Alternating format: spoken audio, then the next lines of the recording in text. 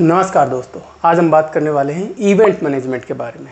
आपने काफ़ी सुना होगा इवेंट मैनेजमेंट के बारे में, काफ़ी बार देखा भी होगा, सर्च भी किया होगा और कोर्स के रिलेटेड भी आपने काफ़ी बार जाना होगा। इवेंट मैनेजमेंट होता क्या है, किस तरीके से वर्क करता है, कैसे ये प्रोफाइल बनाता है और इस प्रोफाइल में कैसे एंटर किया जाता है। देखिए, आज के टाइम में इवेंट मैनेजमेंट एक बहुत बड़ा बिजनेस है। यूँ मान के चलिए कि वर्ल्ड के अंदर कभी भी कुछ भी ऑर्गेनाइज होता है तो जो ऑर्गेनाइजर टीम होती है वो इवेंट मैनेजमेंट ही करती है। इवेंट मैनेजमेंट का बेसिकली काम क्या होता है, किसी भी चीज़ को ऑर्गेनाइज करना पूरी अच्छी तरीके से, विदाउट किसी भी मिस्टेक से, कोई भी विदाउट कंप्लेंट के। तो जिस चीज़ को डील किया जाता है उसे इवेंट मैनेजमेंट कहते हैं। तो आज इसी के बारे में जानेंगे कि इवेंट मैनेजमेंट होता क्या है, किस तरीके से काम करता है और किस तरीके से आप इसमें एंट्री ले सकते। एक ऐसा लीडर जिसके पास एक अच्छी खासी टीम होगी और उस टीम में हर बंदे के पास एक पर्टिकुलर अपना काम होगा। मान लीजिए इवेंट मैनेजमेंट के अकॉर्डिंग आपको एक शादी मिल गई है, आपको उस शादी को पूरी तरीके से मैनेज करना है। उसमें उसका खाना भी आ गया, शादी के लिए डेकोरेशन भी आ गई, मेहमानों का आना जाना और ठहरने की व्यवस्था भी आ गई है। इवेंट मैनेजमेंट के अंदर हम कितनी भी गहराई में उतर सकते हैं। बेसिकली एक होता है रफली कि हाँ मैंने ये ऑर्गेनाइज कर लिया, आएंगे खाएंगे और चले जाएंगे। शादी की एक एग्जांपल लेके बता रहा हूँ। लेकिन होता है एक डीपली इवेंट मैनेजमेंट। उसके अकॉर्डिंग क्या, आना जाना खाना तो है ही, साथ में जो मेहमान आ रहे हैं उनका पूरा रख रखाव, उनको क्या पसंद है क्या नापसंद है, तो यहाँ तक इवेंट मैनेजमेंट काम किया जाता है। तो इस चीज़ को थोड़ा सा ध्यान में रखें।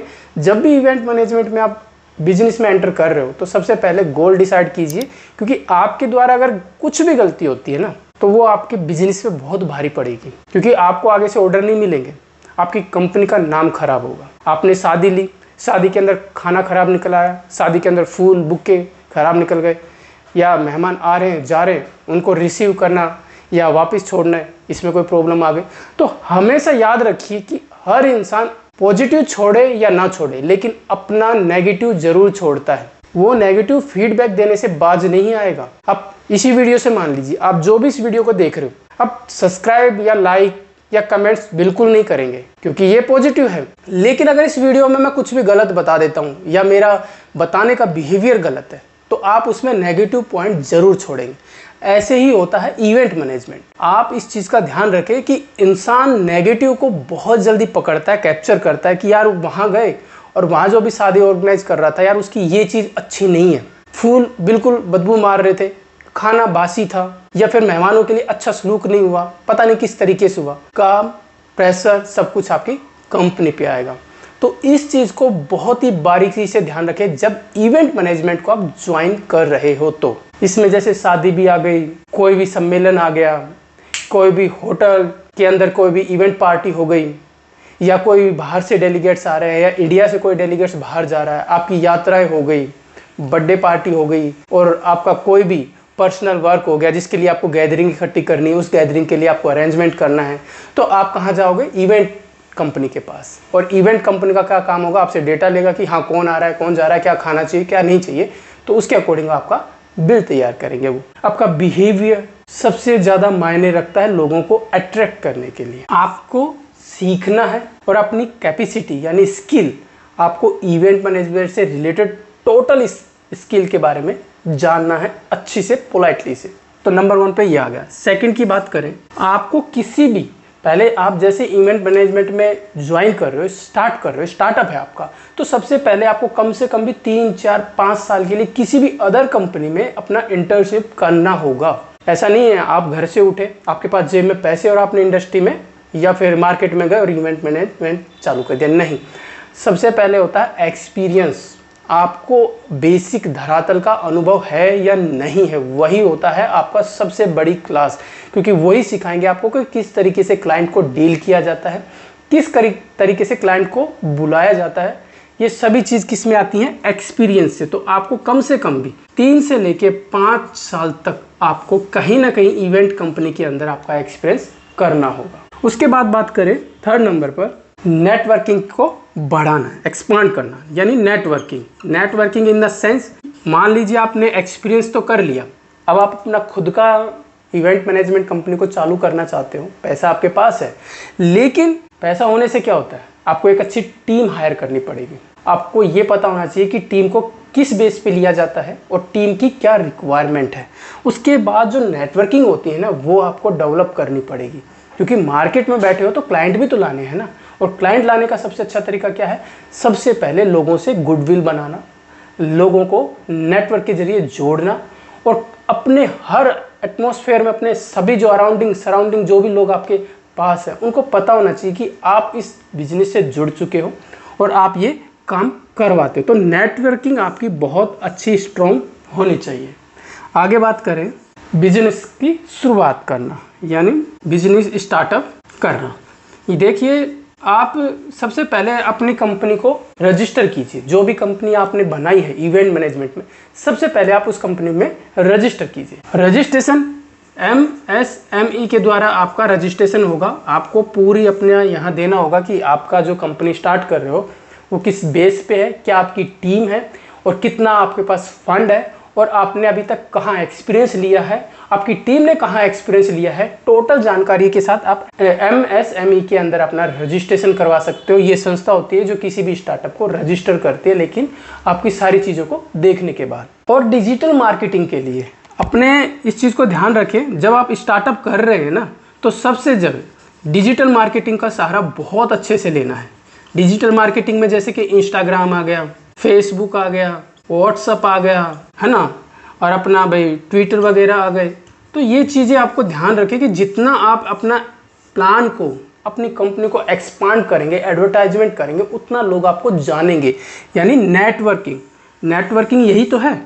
आप अपने आप को सोशल मीडिया में इतना स्प्रेड कीजिए ताकि आप सभी लोगों को ये पता चल जाए कि ये इवेंट कंपनी इंडिया के अंदर एग्जिस्ट करती है और लोगों के लिए इवेंट मैनेजमेंट करवाती है। तो नेटवर्क में ये आता है। तो अपने डिजिटल मीडिया को हमेशा स्ट्रॉन्ग रखें। अब बात करते हैं इवेंट मैनेजमेंट में जो रिस्क है। देखो, रिस्क भी होते हैं, ऐसा नहीं कि आप इसके अंदर एंटर कर गए और प्रॉफिट कमा रहे हो। रिस्क सबसे बड़ा क्या होता है कि मान लीजिए आप लोग को किसी शादी के लिए इवेंट मिला है, आपको शादी के लिए इवेंट मिला है, लेकिन उसमें अरेंजमेंट क्या करना है। कोई भी अगर जैसे आपने सारा अरेंजमेंट किया, आपने सब कुछ अरेंजमेंट कर दिया, अरेंजमेंट के दौरान आप बारिश आ गई, ठीक है, तो आपको उसकी पहले से ही तैयारी रखनी होगी कि अचानक बारिश आ गई, ओले आ गए, तो आपका सामान खराब ना हो, शादी का सामान खराब ना हो, लोगों को हेडेक ना हो।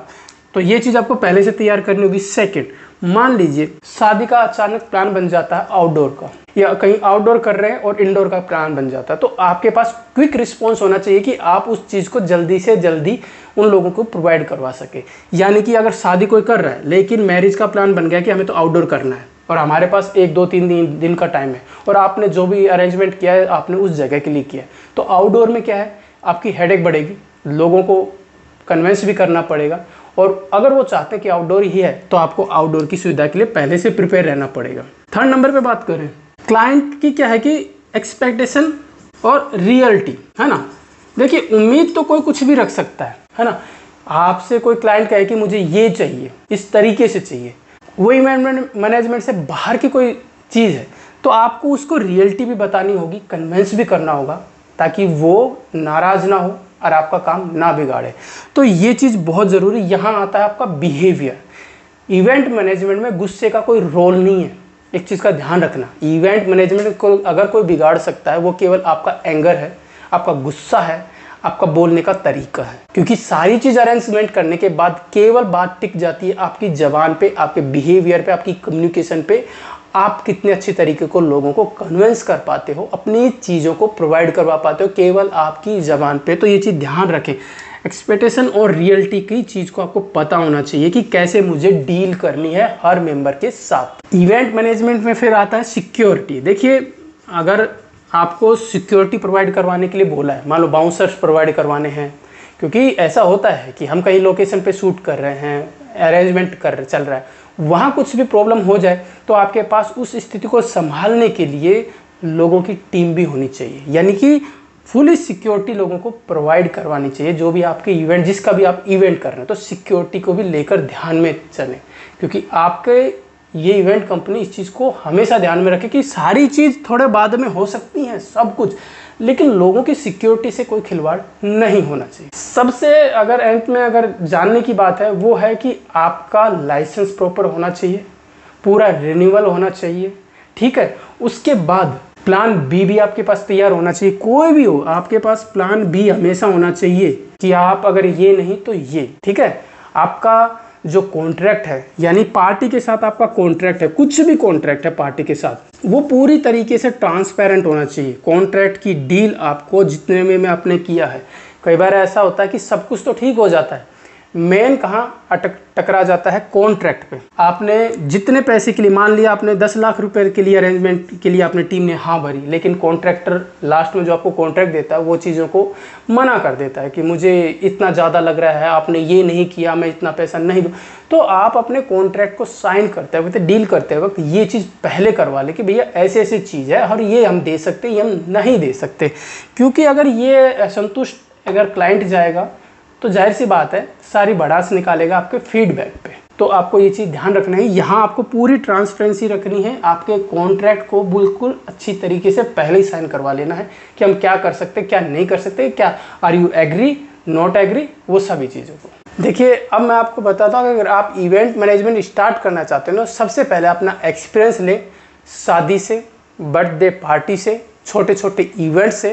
क्योंकि जैसे जैसे आप स्टेप बाय स्टेप चढ़ोगे ना, आपको बड़ी हालात को डील करने के लिए बिल्कुल कैपेबिलिटी मिलेगी, स्ट्रॉन्ग आपको एक्सपीरियंस मिलेगा। देखिए कई बार बड़े चीज़ को हाथ में लेने से छोटी चीज़ें भी हाथ से निकल जाती हैं, ये चीज़ को माइंड में रखें। हमेशा स्टार्ट हमेशा छोटी छोटी चीज़ों से करें। शादी ब्याह बर्थडे जो भी है, छोटे छोटे इवेंट हो गए, छोटी छोटी पार्टियाँ हो गई, वहाँ से अपने स्टार्टअप करें। इवेंट मैनेजमेंट में आप अपनी मार्केटिंग का सबसे ज़्यादा अच्छा ध्यान रखें। गूगल एड्स चलाएं, ठीक है। अदर प्लेटफॉर्म सोशल मीडिया पे अपने एडवर्टाइजमेंट कंटिन्यू चलते रहने चाहिए। लोगों के नज़र में आप आने के लिए सोशल मीडिया से, डिजिटल मार्केटिंग से, है ना, हमेशा जुड़ के रहें। एक अच्छी टीम बनाएं, स्किल टीम बनाएं, जिस टीम में लोगों को पास स्किल हो, एक्सपीरियंस हो, पावर हो और सबसे बड़ी बात अच्छा बिहेवियर हो। उसके बाद अंत में बस इतना ही, अगर आप इवेंट मैनेजमेंट में अपना बिजनेस स्टार्ट करना चाहते हो, करियर स्टार्ट करना चाहते हो, तो इसमें कोर्सेज भी होते हैं। आप इसमें MBA वगैरह भी कर सकते हैं, आप इसमें सर्टिफिकेट भी कर सकते हैं, आप इसमें डिस्टेंस लर्निंग के जरिए भी अपना कोर्सेज कर सकते हैं किताबी नॉलेज के लिए। पर असली एक्सपीरियंस तो आपको अपने कहीं ना कहीं किसी कंपनी के अंदर ही आएगा। तो इवेंट मैनेजमेंट एक बढ़ता हुआ बिजनेस है और आप अगर इसे ज्वाइन करते हैं तो डेफिनेटली आपको सक्सेस ज़रूर मिलेगी। तो आज की इन्फॉर्मेशन यहीं तक, मिलते हैं नेक्स्ट इन्फॉर्मेशन के साथ। जब तक के लिए धन्यवाद।